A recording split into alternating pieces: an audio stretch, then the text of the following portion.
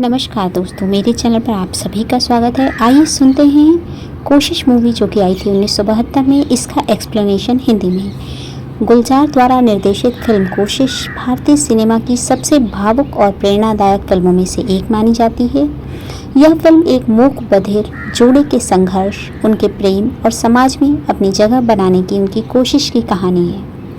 जानते हैं पहले मूवी की कहानी हरिचरण यानी संजीव कुमार और आरती यानी जया भादुड़ी के इर्द गिर्द घूमती है। हरि और आरती दोनों ही बोल और सुन नहीं सकते हैं। उनकी मुलाकात होती है और वे एक दूसरे की खामोशी को समझने लगते हैं। वे शादी करते हैं और एक छोटे से घर में अपनी दुनिया बसाते हैं। हरि पहले एक न्यूज़ अखबार का काम करता है, बाद में एक मोची के रूप में काम करने लगता है और बाद में उसे एक प्रिंटिंग प्रेस में भी नौकरी मिलती है। लेकिन दुख क्या होता है उनके जीवन का? उनका जीवन खुशहाल चल रहा होता है और उनका एक बेटा होता है। लेकिन एक रात को आरती का लालची और आवारा भाई असरानी उनके घर पर चोरी करने के लिए आता है। बाहर भारी बारिश हो रही होती है।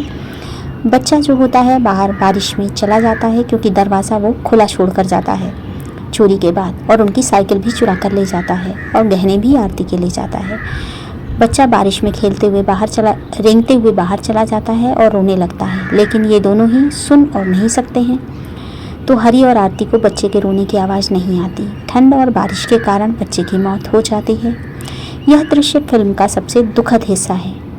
दूसरा बच्चा और संघर्ष। इस सदमे के बाद वे दोनों बहुत दुखी हो जाते हैं जब उनका दूसरा बेटा होता है, जो कि दूसरा बेटा काफ़ी पूरी तरह स्वस्थ है, सुन सकता है और बोल सकता है। वे उसे बहुत मेहनत से पालते हैं और एक अच्छी शिक्षा देते हैं ताकि वह समाज में उनका सहारा बन सके। फिल्म में ओम शिवपुरी ने एक अंधे व्यक्ति यानी नारायण का किरदार निभाया है, जिन्होंने आरती और हरि की सहायता की। अब आरती की मृत्यु हो जाती है। फिल्म में क्लाइमैक्स तब आता है जब उनका बेटा बड़ा हो जाता है और उसकी शादी की बात चलती है।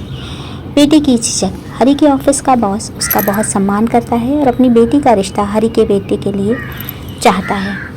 वह लड़की भी मूक और बधिर है। हरि का बेटा इस रिश्ते से साफ इनकार कर देता है क्योंकि वह एक सामान्य लड़की से शादी करना चाहता है। उसे लगता है कि एक मूक बधिर पत्नी के साथ जीवन बिताना बोझ होगा। हरि को बहुत गुस्सा आता है जब हरि को पता चलता है कि उसका बेटा सिर्फ इसलिए मना कर रहा है कि लड़की सुन और बोल नहीं सकती। तो वह बहुत आहत होता है और अपने बेटे को थप्पड़ मारता है और उसे याद दिलाता है कि उसकी माँ आरती भी वैसी ही थी, जिसने उसे पाल पोस कर इस काबिल बनाया। वह उसे समझाता है कि शारीरिक कमी इंसान की पहचान नहीं होती है। भावुक अंत। अपने पिता की वेदना और माँ के त्याग को देखकर बेटे को अपनी गलती का एहसास होता है और वह उस लड़की से शादी करने के लिए तैयार हो जाता है। फिल्म के लास्ट में दिखाया जाता है कि अब हरि अकेला नहीं है, वह अपने बेटे और बहू के साथ है और बेटा जो है साइन लैंग्वेज से अपनी पत्नी से बात कर रहा है। तो इस तरह फिल्म एक संदेश के साथ ख़त्म होती है कि जीवन में कितनी भी कमियां क्यों न हों, यदि आप कोशिश करना नहीं छोड़ते तो खुशियां भी मिल ही जाती हैं। और साथ ही साथ एक छोटी सी बात भी है कि संजीव कुमार जी को इस फिल्म के लिए सर्वश्रेष्ठ अभिनेता का राष्ट्रीय पुरस्कार मिला था। यह फिल्म 1961 की जापानी film happiness of us alone से प्रेरित थी। मूवी का एक्सप्लेनेशन अगर पसंद आया है तो चैनल को लाइक शेयर सब्सक्राइब ज़रूर कर दें और धन्यवाद इसे पूरा सुनने के लिए।